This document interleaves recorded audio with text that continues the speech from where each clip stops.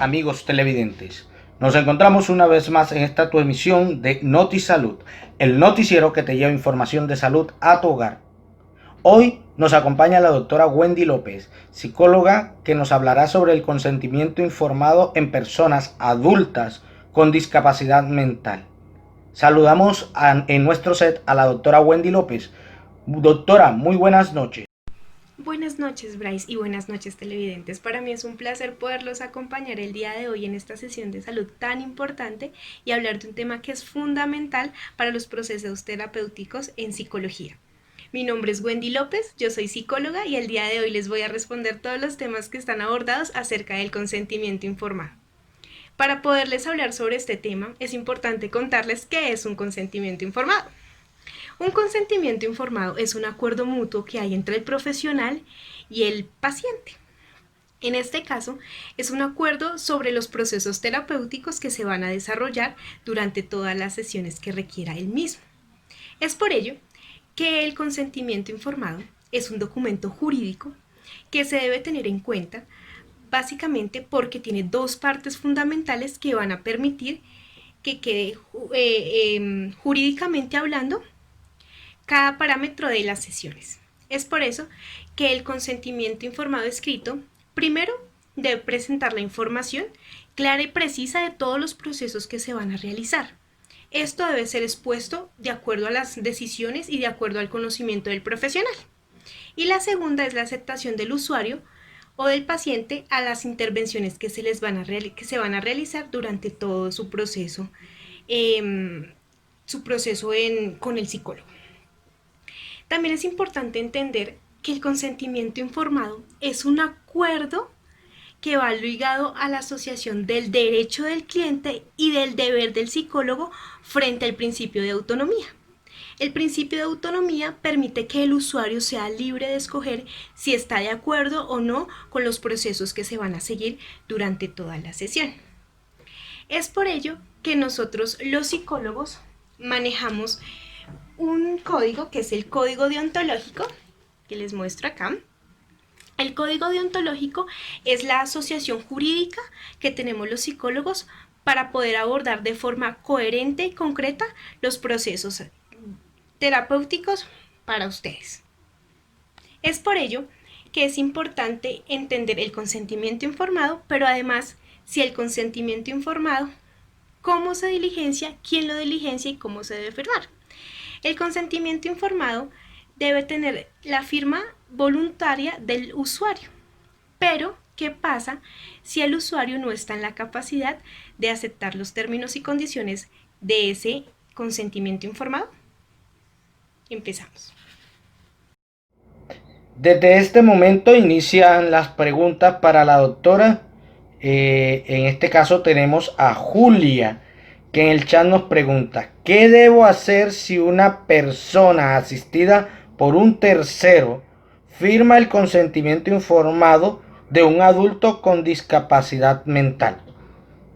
Doctora, ¿qué le respondería usted a Julia? Hola Julia, ¿cómo estás? Me alegra saludarte. Para responder tu pregunta hay que tener 4 criterios que son bien importantes para saber cómo se firma un consentimiento informado. El primero es el proceso de diálogo, de explicación que hace el psicólogo frente a las intervenciones, a los procedimientos y el diagnóstico que se va a realizar al paciente. El segundo es que el psicólogo pueda asegurarse de que el paciente haya entendido la información brindada, que si hay algún tipo de duda, algún tipo de discrepancia o algo que no quede claro, el psicólogo tiene la obligación de repetirlo y además aclarar las situaciones o las dudas que se puedan presentar. El tercero es que el paciente de manera autónoma aclare y dé el precedente de que está de acuerdo con los parámetros presentados para su proceso. Y el cuarto finalmente es la firma que se le da al documento para dar validez a todo el proceso. Es por eso que tu pregunta es muy válida, porque cuando tenemos un paciente mayor con algún tipo de discapacidad o limitación cognitiva, se debe tener en cuenta que según el código deontológico, esta persona está absolutamente incapaz de dar consentimientos informados. Es por ello que se clasifica en este grupo las personas que tienen algún tipo de demencia, que son sordomudos o alguna patología que sea muy específica que no les permita entender y aclarar los procesos que se van a llevar a cabo. Es por eso que tiene una limitación jurídica para responder y para poder asumir su proceso de manera autónoma y de manera consciente. Es por ello que en este caso intervienen las terceras personas, pero solamente las personas que tienen el primer grado de consanguinidad van a tener la capacidad de asumir esa responsabilidad, que no sean coaccionados y que además de ello puedan tener claros todos los parámetros que se van a llevar en su consulta. Es por eso que tenemos claro que la legalidad debe estar presente y para ello los familiares deben tener claros todos los parámetros.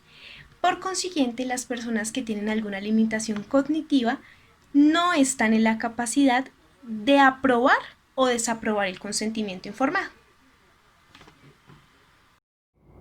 Tenemos una pregunta desde Cali. María pregunta, ¿ante qué entidad coloco queja si un psicólogo no cumple con profesionalismo su labor? Doctora, ¿qué le respondería a María en este caso? Hola María, ¿cómo estás? Me alegra saludarte. Un abrazo enorme aquí desde Bogotá. Tu pregunta es muy prudente porque lo primero que hay que entender es por qué se llega hasta esta instancia, qué pasa cuando un psicólogo comete algún error o viola alguna situación, y es porque se falta los principios éticos importantes del psicólogo, como son la autonomía, la beneficencia, la no maleficencia. Todos estos se reúnen para conformar las instancias que son necesarias para los procesos en todas las áreas de psicología. Ahora bien, respondiendo a tu pregunta, quienes se encargan de ellos es el Tribunal Deontológico de Psicólogos, que está conformado por psicólogos que llevan más de 10 años de trayectoria y que tienen la autoridad para resolver este tipo de situaciones. Es claro que el Tribunal Deontológico es una instancia legal que permite resolver de manera prudente y de manera consciente cada uno de los casos o las querellas que presentan los pacientes o los usuarios. Es por ello que un ejemplo claro de este tipo de situaciones puede ser cuando se viola el secreto profesional. Todos sabemos que el secreto profesional es un derecho que tiene el cliente a que sea reservada su proceso y que sean resolvidas todas las situaciones que se presentan dentro de la terapia. Es por ello que es importante que si se desea indicar alguna información externa a externos, sea gracias a la autorización autónoma tanto del paciente o de terceros. Y es aquí donde de pronto se viola el principio de no maleficencia, beneficencia, frente a la información íntima del paciente. Espero poder haber resolvido tu duda. Para continuar, otro televidente nos pregunta desde Funza, ¿cuál sería la sanción impuesta por el tribunal a un psicólogo que comete una falta o una irresponsabilidad con una de estas personas con discapacidad mental? Una persona adulta con discapacidad mental. Bueno, me alegra saludarte, cordial salud. Tu pregunta es muy válida porque los procesos disciplinarios que se fomentan para los profesionales en psicología que no aplican correctamente su labor tienen unas etapas en el proceso para poder ser amonestados. Encontramos 5 pasos que son supremamente importantes. El primero es el inicio del proceso, cuando alguna institución, cuando alguna persona natural presenta alguna queja o alguna inconformidad frente a un psicólogo. Ese es el primer paso. El segundo paso es la investigación preliminar. La investigación preliminar es cuando los magistrados del Tribunal Deontológico tienen 2 meses para determinar si existe alguna conducta inadecuada que afecte o que falte a las leyes deontológicas. El tercero es la investigación formal. Cuando se abre la investigación para verificar cuáles son los elementos o los materiales probatorios que se presentan frente al caso al caso que se presenta o a la queja que presenta la entidad o la persona frente al profesional. La cuarta es la etapa de descargos donde se le anuncia al psicólogo su proceso y él tiene forma de presentarse a sus descargos y de alguna forma defenderse frente a la situación que se le está presentando. Y la siguiente es la segunda instancia donde el tribunal verifica los fallos y si es necesario suspende temporalmente el ejercicio profesional de los psicólogos. Hay algunos tipos de sanciones, específicamente 4 sanciones que se le promueven a los profesionales en psicología que no aportan correctamente, que no aportan y que no realizan correctamente su profesión. La primera es una amonestación verbal de carácter privado. Es como un llamado de atención de forma privada que se le realiza al profesional. La segunda es una amonestación escrita de manera privada, es un documento que se le presenta al psicólogo, un llamado de atención y los parámetros que necesita para tener en cuenta eso, esa dificultad o esa queja que tuvo. La siguiente es la censura de carácter público, que es cuando ya se presenta de manera abierta la situación y se le presenta pues obviamente la sanción al psicólogo. Y la cuarta, que es la más específica y la que es más estricta, es la suspensión temporal del ejercicio profesional en psicología. Y es todos estos pasos o todas estas acciones son determinadas de acuerdo al caso, de acuerdo a la situación, de acuerdo a los determinantes que se presentan durante todo el proceso que se le lleva al profesional. Espero haberte ayudado con tu pregunta. Me surge una duda de acuerdo a lo que usted dijo, y es, ¿puede el acompañante del adulto con discapacidad mental estar presente durante la terapia que se le realiza a este adulto? Cuando tenemos un paciente que tiene algún tipo de limitación cognitiva, algún tipo de discapacidad mental, evidentemente va a necesitar de acompañante en los procesos de su terapia. Es por ello que, como nombrábamos anteriormente en alguna pregunta de un televidente, es fundamental que el acudiente sea de primer grado de consanguinidad y que lo acompañe en todo su proceso para que él pueda tomar las decisiones de forma autónoma y que pueda estar de acuerdo o no con los procesos que se están generando durante la terapia de su familiar.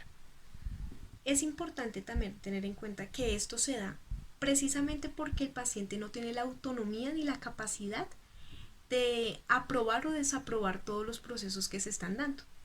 Es así que el psicólogo o el profesional puede también generar o entablar una relación lógica con el acudiente para seguir llevando un proceso, tanto para el bienestar familiar como para el bienestar de la persona a la cual se le está dirigiendo la terapia. Muchas gracias por tu pregunta.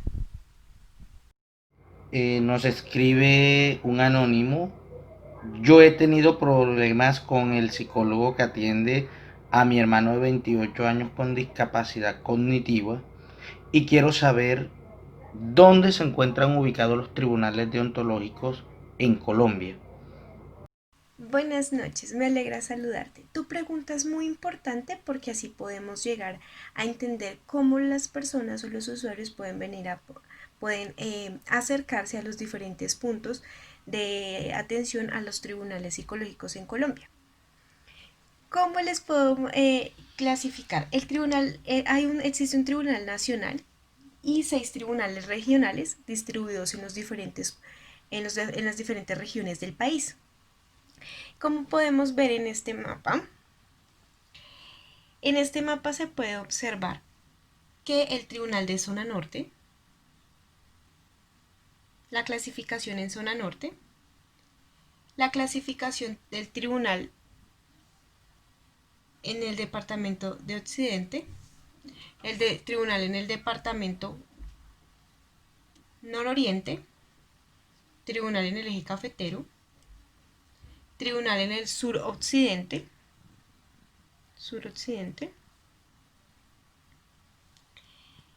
y tribunal en el departamento suroriente. Así se ven las diferentes clasificaciones de los tribunales en Colombia. De acuerdo a tu región, puedes acercarte a ellos. Doctora, Carlos nos pregunta si los tribunales deontológicos tienen atención en línea. Hola Carlos, por supuesto. El Tribunal Deontológico en Psicología y el Colegio de Psicólogos tiene líneas de atención telefónica, las cuales son 745-1470, 745-1470 y 313-421-6019. 313-421-6019.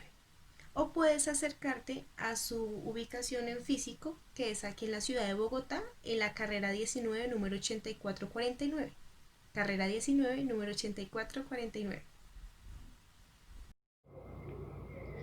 Doctora, hay otra televidente llamada Milena que dice que quiere colocar una queja ante el Tribunal Deontológico por los malos procedimientos que han realizado con su mamá varios psicólogos y que su madre tiene discapacidad mental o discapacidad cognitiva. ¿Cómo hace ella o cuál es la guía que debe realizar para presentar estas quejas? Hola Milena, ¿cómo estás? Me alegra saludarte. Por supuesto, hay una guía para poder presentar una queja o presentar algún tipo de informe disciplinario a algún profesional en psicología.